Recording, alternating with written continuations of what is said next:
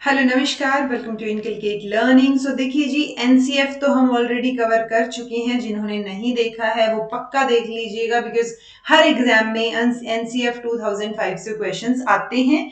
अभी नए आने वाले एग्जाम्स में डेफिनेटली जो एनईपी 2020 में रेकमेंड किए गए थे 4 नेशनल करिकुलम फ्रेमवर्क्स अलग अलग चीजों के लिए, उन 4 में से 2 ही बन के रेडी हुए हैं। एक का तो इनफैक्ट ड्राफ्ट ही कुछ टाइम पहले आया था। सो पॉइंट ये कि वो चारों अभी तक बने नहीं हैं। सो बहुत ज्यादा क्वेश्चंस उनसे अभी आने के चांसेस कम हैं। सो बाकी ऑब्वियसली आने वाले टाइम में इन चारों से भी क्वेश्चंस आएंगे, बट एनसीएफ 2005 फिर भी एक इंपॉर्टेंट रोल प्ले करेगा। सो इसकी जो कंप्लीट वीडियो डाल रखी है वो देख लीजिएगा, कंप्लीट लेक्चर। उसके साथ साथ वो तो इन जनरल लेक्चर था कि मेजरली क्या बात की गई है नेशनल करिकुलम फ्रेमवर्क में।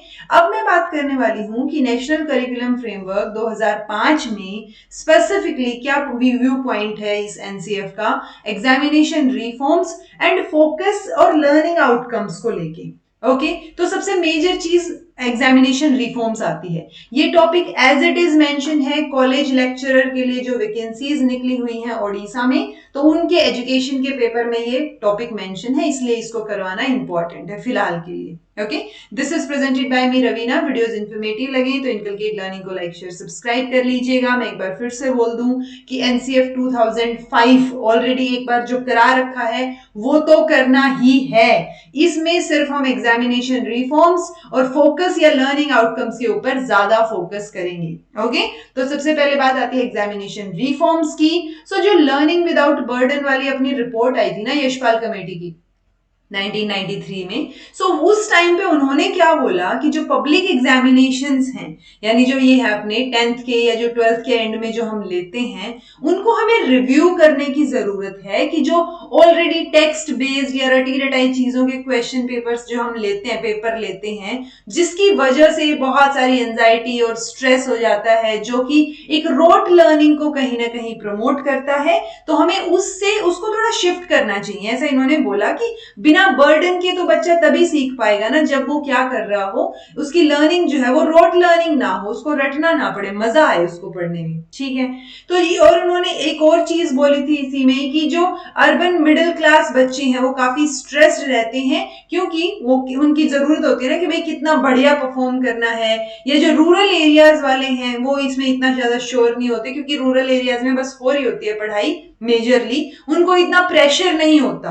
बट जो मिडिल क्लास बच्चे हैं और अर्बन एरिया में हैं उनके ऊपर बहुत प्रेशर होता है कि बहुत पढ़ना है और बहुत बढ़िया परफॉर्म करना है। ओके, सो वो जो प्रेशर है वो किस वजह से, वो रोट लर्निंग की वजह से है। ठीक है, सो इसलिए मतलब उनकी प्रिपरेशन अच्छी भी हो ना तो भी मतलब उनको वो डर लगता रहता है वाली सिचुएशन। ठीक है, और रूरल एरिया वाले तो श्योर ही नहीं होते कि उनकी प्रिपरेशन अच्छी है नहीं है वाली सिचुएशन।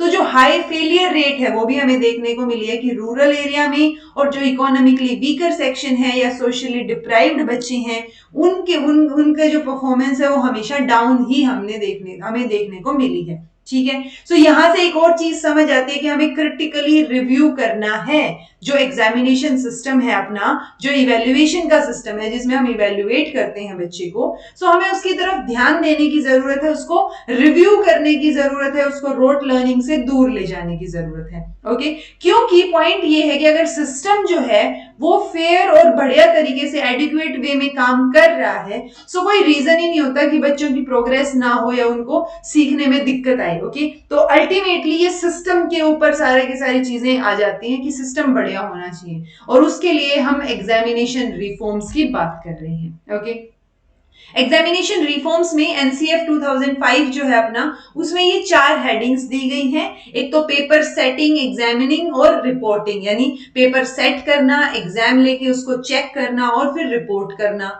देन फ्लेक्सिबिलिटी होनी चाहिए असेसमेंट में, उसकी ये बात करते हैं। बोर्ड एग्जामिनेशन क्या किसी दूसरे लेवल पे होने चाहिए या नहीं होने चाहिए, और दूसरा एंट्रेंस एग्जामिनेशन। तो इन्हीं चारों को हमें डिटेल में डिस्कस करना है अगर हम एग्जामिनेशन रिफॉर्म्स को अच्छे से जानना चाहते हैं तो सो पॉइंट आता है सबसे पहले पेपर सेटिंग का, उसको एग्जामिन करने का और रिपोर्ट करने का। तो पेपर सेटिंग में इन्होंने बोला कि जो पूरा का पूरा वैलिड जो अभी करंट सिस्टम है ना हमारा, उसको इंप्रूव करने की जरूरत है। ठीक है, तो जो पेपर सेटिंग का तरीका है उसमें भी क्या इंपॉर्टेंट चीज है कि हमारा जो फोकस है वो अच्छे क्वेश्चंस को फ्रेम करने पे होना चाहिए, ना कि सिर्फ पेपर सेट करना है उस बेसिस कि भाई पेपर बनाना है, ठीक है बना दो। नहीं, किस तरीके के क्वेश्चन आप उस पेपर में पूछ रहे हैं, वो क्वेश्चन कितने बढ़िया हैं, क्या आपने पूछा है, उस चीज के ऊपर फोकस होना चाहिए rather than मियर paper setting. Okay, अब पॉइंट ये है कि जब पेपर सेट किया जाता है तो ऑब्वियसली कौन बनाता है वो पेपर, एक्सपर्ट्स बनाते हैं। सो इनका कहना है कि सिर्फ एक्सपर्ट से वो पेपर नहीं जनरेट करवाने हैं, यानी ये क्वेश्चंस जो है need not be generated by experts only. तो हमें एक्सपर्ट्स के अलावा भी पूरे टाइम पे जो ओवर पूरा साल गया है ना, उसमें अलग अलग टीचर्स से, अलग अलग कॉलेज प्रोफेसर उस डिसिप्लिन के हों, उस सब्जेक्ट के हों, जो एजुकेटर्स हैं उस स्टेट में, अलग स्टेट में, और इवन स्टूडेंट्स, तो इन सब से हमें क्वेश्चंस कलेक्ट करने हैं पर्टिकुलर सब्जेक्ट से रिलेटेड, और फिर उनमें से बेस्ट छांटने हैं। वो जो क्वेश्चन पेपर हमने बनाया अब इन क्वेश्चंस को मिला के, वो क्वेश्चंस डेफिनेटली फिर एक्सपर्ट्स जो है उसको केयरफुली देखेंगे, उसका लेवल ऑफ डिफिकल्टी, टॉपिक क्या है, कॉन्सेप्ट क्या है, उन सबको इवेल्युएट करेंगे, किसको सोल्व करने में कितना टाइम लगता है, जो कि हम यूजुअली टेस्ट कंस्ट्रक्शन में मैंने आपको पढ़ा रखा है, जो 1 घंटे का लेक्चर है। ठीक है, अगर टेस्ट कंस्ट्रक्शन का लेक्चर नहीं देखा है तो देख लीजिएगा, इससे क्वेश्चंस आते हैं कि टेस्ट बनाना कैसे है बीइंग अ टीचर, या फिर टेस्ट होते कितने कितने टाइप के हैं, तो वो सब मैंने टेस्ट कंस्ट्रक्शन के लेक्चर में करवा रखा है। ओके, सो पॉइंट ये है कि फिर ये क्वेश्चंस कौन चेक करेगा, एक्सपर्ट्स देखेंगे, उसके हिसाब से फिर वो टेस्ट को बनाएंगे। ठीक है, अब ये चीजें ऑब्वियसली ये जो वो होता है ना कि अपने क्वेश्चन पेपर्स रखे हैं, अब इनको मेंटेन करके रखना, इनके हिसाब से फिर रिकॉर्ड बनाना, टेस्टिंग रिकॉर्ड, वो सारी चीजें तो होंगी ही। सो यहां से इस स्लाइड से हमें सिर्फ 2 चीजें मेजरली सीखने को मिलती हैं कि एक तो सिर्फ एक्सपर्ट से पेपर नहीं बनवाना, और दूसरा सिर्फ पेपर छापने पे या पेपर जो है सेटिंग के ऊपर ध्यान नहीं देना, हमें क्वेश्चंस अच्छे हों इस चीज पे फोकस करना है। ओके, अब अगली बात, जब पेपर ले लिया आपने, बना तो लिया, पेपर सेट हो गया, अब जब आप पेपर ले रहे हैं उसको एग्जामिन करने की जो बारी आती है ना, तो अगर आप, क्योंकि आपको जब पता चलेगा कि टीचर्स को एक पेपर चेक करने के कितने रुपए मिलते हैं तो आप हैरान हो जाएंगे, बहुत कम मिलते हैं। ठीक है, सो ऑब्वियसली वो टीचर के पास इंसेंटिव ही नहीं है, वो क्यों बढ़िया तरीके से चेक करे, राइट। सो आप क्या कर रहे हैं, टीचर्स को कंपेल कर रहे हैं कि without paper offering adequate remuneration, यानी उसको अच्छे से रेम्यूनरेशन मिल ही नहीं रहा, उसको पैसे ही नहीं मिल रहे पेपर चेक करने के ढंग से। सो ये डेफिनेटली डिफिकल्ट हो जाएगा उनको मोटिवेट करना कि वो इंश्योर करें कि बहुत बढ़िया तरीके से क्वालिटेटिव और कंसिस्टेंसी के साथ इवेल्युएशन हो, जिसकी वजह से ये धारणा भी सामने आ जाती है जो हम यूजुअली बोलते हैं ना कि टीचर पेपर कैसे चेक होगा, ये टीचर के मूड पर डिपेंड करेगा। सो वो मूड पे डिपेंड करने की बजाय अगर उसको अच्छे पैसे मिल रहे होंगे तो उसके पास एक मोटिवेशन होगा, हो सकता है वो बेटर क्वालिटी, मतलब सबके पेपर अच्छे से ध्यान से चेक किए जाएं। ओके, ना कि सिर्फ कि ऐसे ही चेक कर दिए बस। सो वो बेटर क्वालिटी आप एक्सपेक्ट कर रहे हैं कि वो रेम्यूनरेशन ना दिए, उसको बढ़िया तरीके से एडिक्वेट रेम्यूनरेशन के बिना ही आप अच्छी क्वालिटी कैसे एक्सपेक्ट कर रहे हैं, राइट। सो ये चीज कंसीडर की इन्होंने कि जो मोस्ट ऑफ द बोर्ड्स होते हैं उनकी फाइनेंशियल हेल्थ, फंडिंग इश्यूज इतने होते नहीं, फाइनेंशियल हेल्थ अच्छी होती है उनकी, इसलिए ये एक तरीका हो सकता है कि आप पेपर चेक करने के पैसों को बढ़ाएं ताकि एक क्वालिटी इवैल्यूएशन हमें देखने को मिले, जो इवैल्यूएशन हो रहा है उसकी क्वालिटी में एटलीस्ट इंप्रूवमेंट देखने को मिले।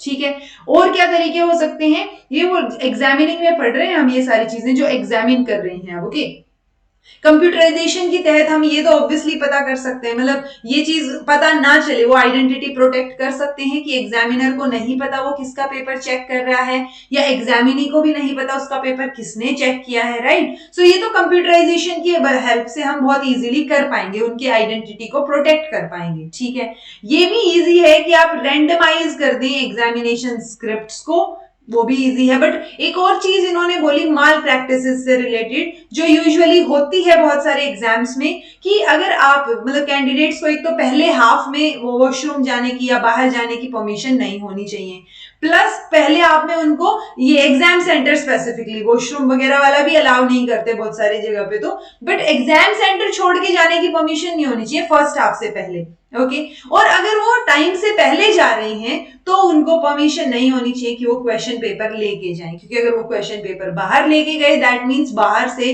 किसी और के लिए कोई और हेल्प आ सकती है। सो वो चीज नहीं होनी चाहिए। क्वेश्चन पेपर तब अवेलेबल करवाया जाना चाहिए जब पेपर खत्म हो गया है।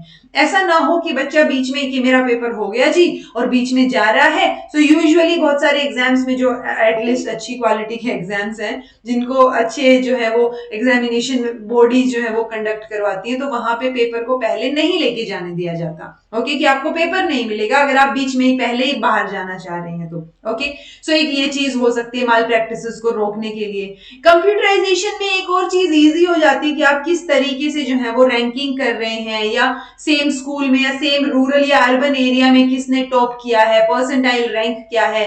सो वो सारी चीजों की वजह से एक ऑब्वियसली कॉम्पिटेंट वो हमें पता चलेगा कि किस तरीके से चेकिंग हुई है। कई बार होता है ना कि एक आधे एग्जामिनर ने तो बहुत खुले हाथ से मार्किंग कर रखी, दूसरे ने ठीक से नहीं की। सो एक पर्टिकुलर एरिया के बच्चों के तो बहुत बढ़िया नंबर आए हुए हैं। सो वो चीज हमें आइडिया हो जाएगा कि ऐसी कोई गड़बड़ तो नहीं हो रही है, राइट। सो वो परसेंटाइल रैंक वगैरह हम कंप्यूटराइजेशन की हेल्प से बहुत इजी हो जाएगा। और वाइडर रेंज जो है वो हम परफॉर्मेंस पैरामीटर पे चेक कर सकते हैं, थोड़ी बड़ी रेंज ले सकते हैं कि कहां पे कैसी चेकिंग या क्या क्या चीजें हो रही हैं। Okay, it would also be possible to analyze the quality and consistency of various examiners. तो हम एग्जामिनर्स ने पेपर कैसे चेक किए, कैसे मार्किंग की है, वो भी हमें आराम से यहाँ पता चल सकता है। ओके, तो लास्ट पैरामीटर जो बात आती है मेरिट वाली चीजें, तो उसमें क्या है कि आप कहीं पहले क्या होता था ना, अवेलेबल नहीं होते थे पेपर, कि आप एक बार बोर्ड का एग्जाम दे आए तो आपके दिखाया नहीं जाएगा आपको। ओके, बट आजकल ये है कि ये जो है जब से ये चीज हुई है ना कि स्कैन या जेरोक्स फॉर्म आप ले सकते हैं, थोड़ी सी फीस पे करके आप अपने पेपर की आंसर शीट निकलवा सकते हैं। तो उसकी वजह से रीचेकिंग जो है वो भी बहुत डिक्लाइन हुई है, वरना रीचेकिंग के लिए भरते थे सब लोग। अब पहले अपना पेपर देखते हैं कि मैंने क्या नंबर दिए हैं मेरे को और क्या मैं लिख के आया था। ओके, सो वो चीजें देखते हैं। सो रिक्वेस्ट पे एक नॉमिनल फीस के ऊपर आपको जब अवेलेबल हो रही है चीजें, तो हमने देखा कि रीचेकिंग भी कम लोग अप्लाई कर रहे हैं, क्योंकि वो सेटिस्फाइड होंगे फिर कि हाँ मैंने शायद सही से नहीं लिखा या किसी और टीचर से चेक करवाया होगा। ओके, दूसरा प्रमोट ट्रांसपेरेंसी। तो इसकी वजह से ट्रांसपेरेंसी डेफिनेटली प्रमोट होगी। इन्होंने बोला था कि वो जो इन्फॉर्मेशन है उसको पब्लिक कर दीजिए, कि जो जो चीजें हैं या जो मेरिट है, जो मार्क्स है, सारी चीजों को पब्लिक कर दीजिए ताकि सब लोग देख सके और ट्रांसपेरेंसी जो है वो प्रमोट की जा सके। ओके, तो ये एग्जामिनेशन में हो गया कि जब आप एग्जामिन कर रहे हैं चीजों को, सो एग्जामिन पेपर सेटिंग का पढ़ा हमने। देन एग्जामिन जब कर रहे हैं या रिपोर्ट जब कर रहे हैं तो उसके अंदर क्या होनी चाहिए, ट्रांसपेरेंसी होनी चाहिए। रिपोर्टिंग का पढ़ा, इससे पहले वाले में हमने क्या पढ़ा था, एग्जामिन का पढ़ा था कि जब आप एग्जामिन कर रहे हैं तो माल प्रैक्टिसेस को कैसे रोका जा सकता है। ओके, दूसरा इन्होंने एक और चीज बोली कि स्कूल बेस्ड असेसमेंट की तरफ हमें शिफ्ट होना है, यानी एक फ्लेक्सिबल और इंप्लीमेंटेबल स्कीम। कौन सी scheme, comprehensive continuous and comprehensive evaluation. तो सीसीई करवा रखा है, नहीं देखा है तो उसको देखिएगा। सीसीई जो है उसके ऊपर हमें फोकस करना चाहिए, जो कि प्राइमरीली किस पे फोकस करेगा, डायग्नोस करेगा चीजों को, उनकी रेमेडीज ढूंढेगा कि क्या क्या वो रेमेडियल क्लासेस करवाई जाएंगी, और फिर वो उससे क्या होगा, लर्निंग जो है वो एनहेंस होगी। तो स्कीम जो है वो क्या करे, जो सोशल एनवायरमेंट है या जो फैसिलिटीज है ना स्कूल लेवल पे अवेलेबल, उनको भी जो है वो क्या करे, देखे, ध्यान में रखे उन चीजों को। ओके, एक चीज इन्होंने टीचर्स को लेके बोली इसी में कि जो सेंसिटिव टीचर्स हैं, एक तो इन्होंने बोला कि कॉन्टिन्यूअस कॉम्प्रिहेंसिव इवैल्यूएशन होना चाहिए स्कूल लेवल पे भी, जो इंटरनल असेसमेंट के लिए यूज होती है चीजें, तो वो क्रेडिबल हो, और वो क्रेडिबिलिटी और फ्लेक्सिबिलिटी के लिए हम सीसीई की बात कर रहे हैं। दूसरा इन्होंने बोला कि जो सेंसिटिव टीचर्स होते हैं ना, वो बेटर तरीके से हर एक बच्चे की अलग स्ट्रेंथ वीकनेस, किसकी कौन सी स्ट्रेंथ है, उसको अच्छे से जान पाएंगे। तो वो सेंसिटिव टीचर्स को कैसे इस्तेमाल किया जा सकता है, या कैसे बच्चों की स्ट्रेंथ और वीकनेस पिक करने में हम इस चीज को, मतलब इस तरीके की इंसाइट्स को यूटिलाइज कर सकते हैं, वो हमें सोचना है। ठीक है, एक इन्होंने बोला कि अब्यूज जो है ना स्कूल में अब्यूज को रोकने के लिए भी आपको चीजें करने की जरूरत है, कि रिलेटिव ग्रेडिंग हो, जैसे प्रैक्टिकल एग्जामिनेशन तो स्कूल में ही होते हैं, ठीक है, तो वो एब्सोल्यूट ना हो, एक एब्सोल्यूट स्केल पे, मॉडरेट लेवल पे चीजें हो, ठीक है, तो वो सारी चीजों पे भी ध्यान देने की जरूरत है। ओके, और फिर ओवरऑल इन्होंने बोल दिया कि रिसर्च जो है वो हमें करना है किस पे, डेवलपमेंट पे, या टीचर ट्रेनिंग, या फर्दर जो इंस्टीट्यूशन में अरेंजमेंट्स हैं रेलेवेंट है नहीं है, उन चीजों पे थोड़ा सा और रिसर्च की जरूरत है। सो वो रिसर्च जो है वो इन्होंने सपोर्ट किया यहाँ पे। Okay, so overall paper setting से रिलेटेड उन्होंने बोला कि पेपर सेट जो है वो कौन करेगा, कैसे होगा, फिर एग्जामिनेशन के टाइम पे एग्जामिन जब आप कर रहे हैं उस टाइम पे कैसे माल प्रैक्टिसेस को रोका जाए, कैसे जो है एक फेयर और ट्रांसपेरेंट चीजें हो, रिपोर्टिंग जो है वो फेयर हो ताकि सबको पता हो किसके कितने मार्क्स हैं, और वो चीज होगी तो एक ट्रांसपेरेंसी क्रिएट होगी। ओके, और उसके बाद ये ओवरऑल इन्होंने बोला कि स्कूल बेस्ड असेसमेंट के साथ साथ कॉन्टिन्यूस एंड कॉम्प्रिहेंसिव इवेल्युएशन जो है वो होना चाहिए, और जो सेंसिटिव टीचर्स हैं जो कि पता लगा पाए स्ट्रेंथ और वीकनेस का, इस तरीके की चीजों को भी हमें इस्तेमाल करना चाहिए। देन बात आती है सेकंड पॉइंट की, फ्लेक्सिबिलिटी इन असेसमेंट। तो ऑब्वियसली क्या होता है असेसमेंट, पेपर दे के आते हैं, सब लोग लिख के आते हैं और असेस कर लिया जाता है उस पेपर के मार्क्स के बेसिस पे, राइट। सो ये बोल रहे हैं कि हर एक मतलब साइकोलॉजिकल लेवल पे ये चीजें प्रूव हो गई हैं कि हर एक लर्नर का सीखने का स्टाइल अलग है, तो जब वो सीख अलग तरीके से रहा है तो उसकी टेस्टिंग भी तो अलग तरीके से होनी चाहिए, राइट। सो वो मोर वेरीड मोड जो है असेसमेंट के, यानी असेसमेंट अलग अलग तरीके से की जा सके, सिर्फ ये जो पेपर पेंसिल टेस्ट है जिसमें आप लिख आते हैं जाके, उसके अलावा भी अलग अलग तरीके से असेसमेंट की हमें जरूरत है। सो असेसमेंट में फ्लेक्सिबिलिटी होनी चाहिए। ओके, सो ओरल टेस्टिंग या ग्रुप वर्क को इवेल्युएट करना वो एनकरेज किया जाना चाहिए। इन्होंने ओपन बुक्स एग्जाम्स या एग्जाम विदाउट टाइम लिमिट की बात की, ये ध्यान रख सकते हैं आप पॉइंट कि ओपन बुक एग्जामिनेशन को इन्होंने सपोर्ट किया था कि आप एक स्मॉल पायलट प्रोजेक्ट के बेसिस पे कंट्री में ओपन बुक एग्जाम क्या होता है कि आपके पास बुक भी रखी है और आपको एग्जाम लिखना है। सो अब वो यानी इससे क्या मतलब निकला कि आपके पास अगर फैक्चुअल चीजें हैं तो ऑलरेडी अवेलेबल हैं, तो क्वेश्चन पेपर किस तरीके का बना होगा, कॉन्सेप्चुअल बना होगा, जिसमें आपको जो चीजें अवेलेबल है, आपके पास बुक भी अवेलेबल है, तो आप क्रिटिकली सोच के कैसे उसको मेंशन करेंगे, कैसे लिखेंगे, उस बेसिस पे चीजें हो। सो ओपन बुक एग्जाम और एग्जाम विदाउट टाइम लिमिट, कोई टाइम लिमिट ना हो, उस बेसिस पे स्मॉल पायलट प्रोजेक्ट जो है वो इंट्रोड्यूस किए जाने चाहिए, ऐसा एनसीएफ 2005 में बोला गया था। ओके, दूसरा इन्होंने बोला कि जो टेस्ट हम बना रहे हैं, जो एग्जाम्स हम ले रहे हैं, उनको शिफ्ट करने की जरूरत है। टेस्ट जो मेमोरी को टेस्ट कर रहे हैं उसकी बजाय वो हायर लेवल की कॉम्पिटेंसीज को टेस्ट करें, यानी इंटरप्रिटेशन को, एनालिसिस को, प्रॉब्लम सॉल्विंग स्किल्स, तो इन चीजों को टेस्ट करें। दैट मींस ठीक है, ओपन बुक में तो फैक्चुअल चीजें ही हैं जो याद रटनी है, तो रटने की जरूरत नहीं है, अब हमें सिर्फ समझना है चीजों को। वो चीज इन्होंने बोली कि फोकस जो एग्जाम्स का वो मेमोरी टेस्टिंग से हायर लेवल की कॉम्पिटेंसीज को टेस्ट करने की तरफ शिफ्ट होना चाहिए। ठीक है, इवन जो कन्वेंशनल एग्जाम्स हम लेते हैं उनको भी हम बेटर कर सकते हैं अगर जो जैसे मान लो कोई जो रटने वाली चीजें, पीरियोडिक टेबल है, ट्रिग्नोमेट्री की आइडेंटिटीज है, मैप है, हिस्टोरिकल डेट्स हैं या फॉर्मूलाज हैं, वो हम ऑलरेडी बच्चों को प्रोवाइड कर दें। सो ये भी एक तरीका हो सकता है कि हम कन्वेंशनल एग्जाम को एक बेटर पेपर सेटिंग करके और जो स्टैंडर्ड या डिजायरेबल इंफॉर्मेशन है वो बच्चों को ऑलरेडी प्रोवाइड करवा दें कि चलो ठीक है, आपको फॉर्मूला भी पता है, अब कैसे करोगे चीजें। सो वो कैसे करेंगे वो उनको आना चाहिए, ना कि जो पहले से कई बार आते थे ना ऐसे क्वेश्चन, आई डोंट नो अब आते हैं या नहीं, कि एक मैप में ये दर्शाइए कहां पर क्या चीज है। सो वो एक तरीके से मतलब मैप आपको दे रखा है, उसमें आपको अब भरना है कि अच्छा इस एरिया में ये चीज होती है, इस एरिया में ये। सो वो ये बोल रहे हैं कि अच्छा ठीक है, हिस्टोरिकल डेट्स, फॉर्मूला, मैप्स, ये सारी चीजें प्रोवाइड कर दीजिए। देन बात आती है क्योंकि लर्नर का नेचर अलग अलग है, सो ऑब्वियसली वेरिएबल हमें देखने को मिलेगी क्वालिटी ऑफ टीचिंग में भी।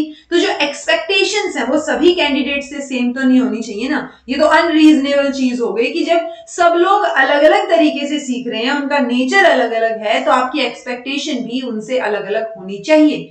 इसी लाइट में इन्होंने ये चीज बताई कि जो अर्बन और रूरल एरियाज में गैप है एक्सपेक्टेशन का, वो भी सोशली रिग्रेसिव है। ये मतलब ये एक्सपेक्टेशन अगर देखी जाए, क्योंकि बहुत गैप देखने को मिलता है अर्बन एरिया में, फिर भी कंपैरेटिवली मार्क्स और चीजें ज्यादा मिलती हैं बच्चों के as comparison to rural area. Okay, और ये वेल डॉक्यूमेंटेड है, हमने देखा है कि जो फेलियर रेट है या ड्रॉप आउट रेट है वो रूरल एरियाज में ज्यादा है, और पुअर परफॉर्मेंस की बात करें तो रूरल एरियाज के बच्चे मैथ्स और इंग्लिश में थोड़ा सा पुअर परफॉर्मेंस देखने को मिली है as comparison to urban areas. Okay, so इसलिए ये बोर्ड की रिस्पॉन्सिबिलिटी बनती है कि वो इस पॉसिबिलिटी को एक्सप्लोर करें कि क्या ऐसा कुछ हो सकता है कि हम क्या करें, जैसे एक बार एग्जाम होता है ना बोर्ड का, तो ये 2-3 लेवल बना दें उसके, 2 या 3, तो उन 2 या 3 लेवल में से आपको एग्जाम एक ही बार देना है। जब आप रेडी होंगे तब दे दीजिए, वो वाली सिचुएशन। ओके, सो वो इन्होंने बोला। और इसके लिए क्या करना है, मतलब ऑब्वियसली आपने लेवल ही तो बदलने हैं ना,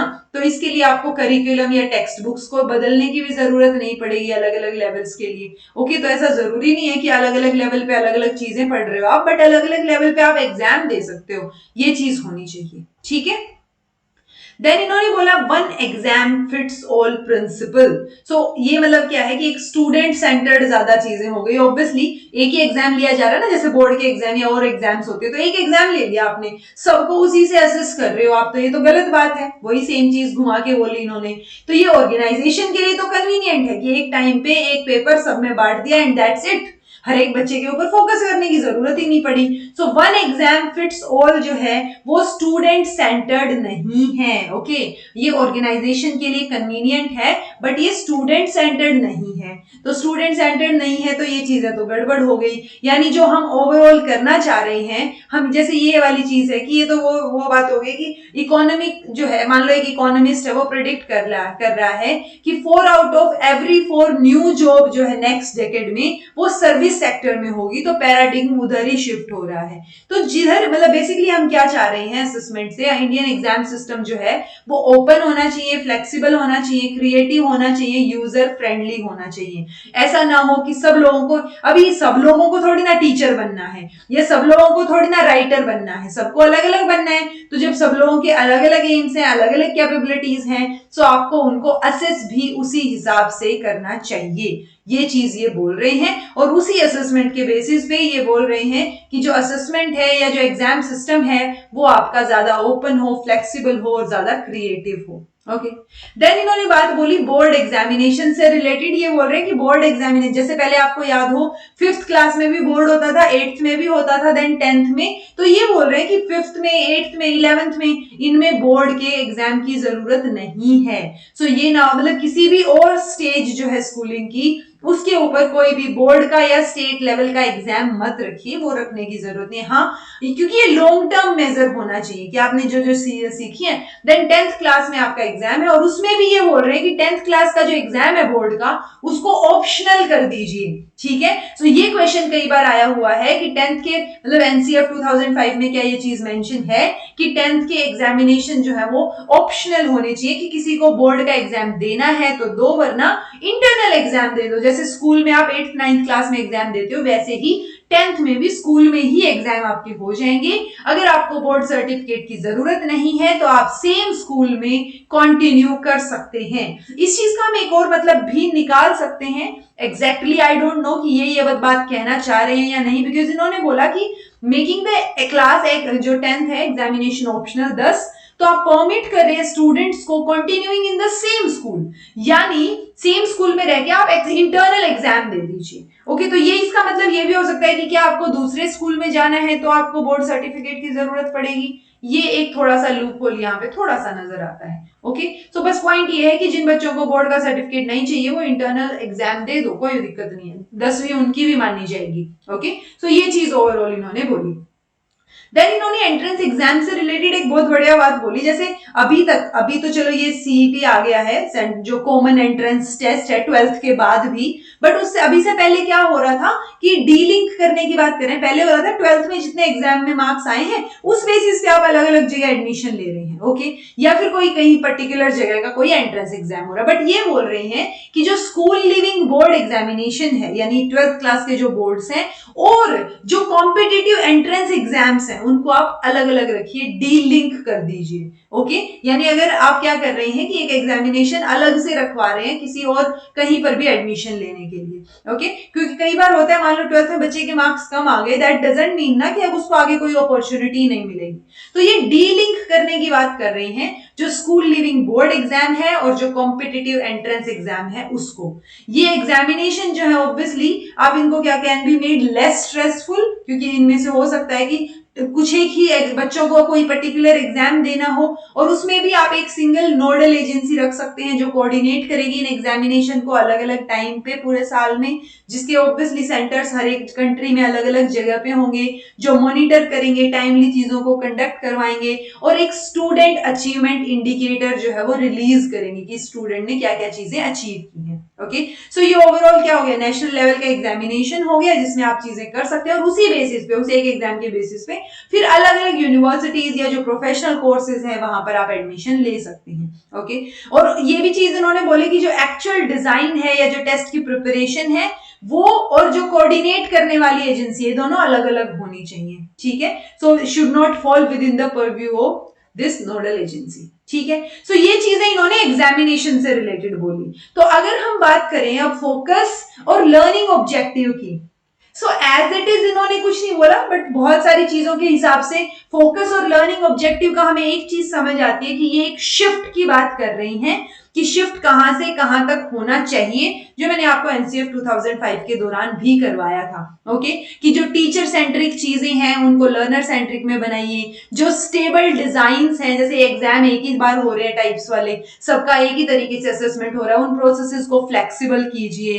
टीचर को जो है डायरेक्शन देगा, डिसीजन लेगा, वहां से लर्नर की ऑटोनॉमी पे शिफ्ट हो जाइए। टीचर की गाइडेंस और मॉनिटरिंग ठीक है, बट उसको फैसिलिटेटर की तरह बनाइए जो लर्निंग को एनकरेज करेगा, जिसमें बच्चे खुद सीख रहे हैं, बस टीचर थोड़ा सा एक मोर नॉलेजेबल अदर की तरह काम करे। ओके पैसिव रिसेप्शन होता है लर्निंग का, उसकी बजाय एक्टिव पार्टिसिपेशन कीजिए, यानी लर्निंग बाय डूइंग की इन्होंने बात की, या लाइफ से कनेक्ट करने की बात की इन्होंने। ठीक है, लर्निंग जो है सिर्फ चार दीवार जो है क्लासरूम की उसके भीतर होती थी, उससे हमें शिफ्ट करना है कि एक वाइडर सोशल कॉन्टेक्स्ट मिले, लाइफ बेस्ड लर्निंग हम बच्चों को सिखा सकें। ठीक है, नॉलेज जो है वो गिवन है और फिक्स्ड है, दे रहे हैं आप बस नॉलेज को, जैसे लेक्चर मेथड से देते हैं। सो वहां से हमें शिफ्ट करना है जो नॉलेज इवॉल्व हो और उसको क्रिएट करें बच्चे खुद से, तो कंस्ट्रक्शन, तो कंस्ट्रक्टिविस्ट लर्निंग एक तरीके से सपोर्ट कर रहे हैं ये। डिसिप्लिनरी फोकस की बजाय, यानी एक सब्जेक्ट पे फोकस की बजाय सबको कनेक्ट कीजिए आपस में,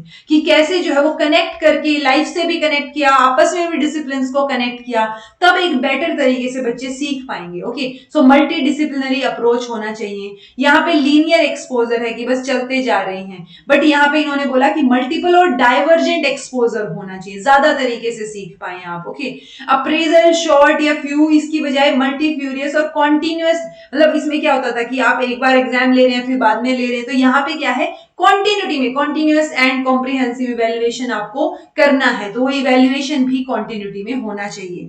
सो ये चीजें होती हैं जिससे हमें शिफ्ट करना है इस टू के ऊपर, तो फ्रॉम से टू की तरफ हमें शिफ्ट करना है, यही एक तरीके से मेजर फोकस है। उसके अलावा बस आप एनसीएफ 2005 की जो वीडियो बना रखी है उसको देख लीजिएगा, दैट इज वेरी इंपॉर्टेंट, वो किसी भी एग्जाम के लिए इंपॉर्टेंट है, और ये वाली एक तरीके से बोनस हो गई उस वीडियो में। ओके सो आई होप आपको चीजें समझ आई हों, फिर भी कुछ समझ नहीं आया हो तो कमेंट करके पूछ लीजिएगा। This was all about today, thank you so much for watching. Be happy, keep smiling, subscribe to Inculcate Learning because it is absolutely free, and be consistent in your efforts.